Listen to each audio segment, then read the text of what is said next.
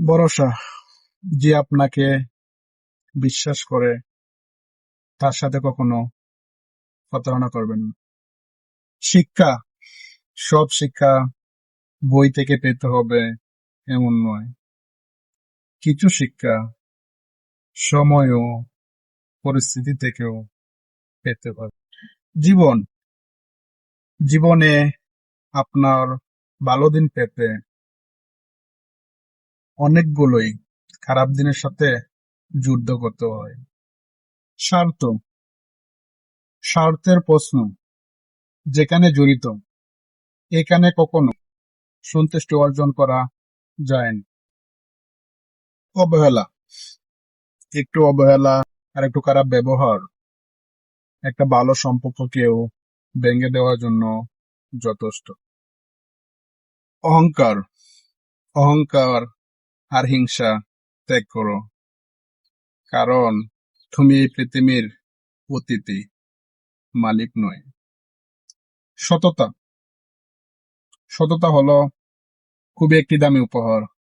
তা কখনো সস্তা লোকের নিকট থেকে আশা করবেন না।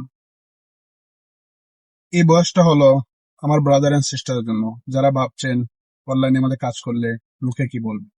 তাহলে শুনুন, মানুষ যখন আপনার জন্য তুচ্ছ ভাবনাকে ত্যাগ করতে পারে নাই, তাহলে আপনি কেন আপনার স্বপ্নকে লোকের জন্য ত্যাগ করবেন?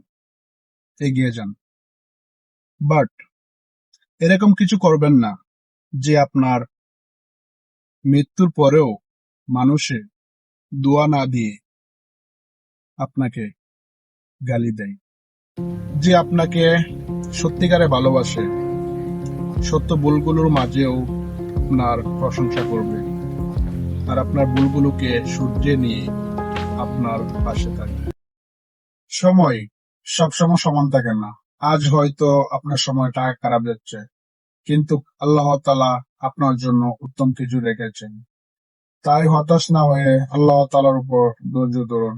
কাল হয়তো আপনার মুখে হাসি ফুটবেই, ইনশাআল্লাহ।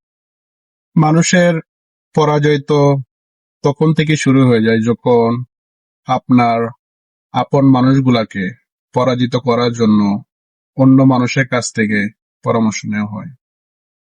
হিংসা, যে আপনাকে হিংসা করে তাকে করতে দেন, কারণ আপনার ভিতরে গুণ আছে বলেই সে আপনাকে হিংসা করে।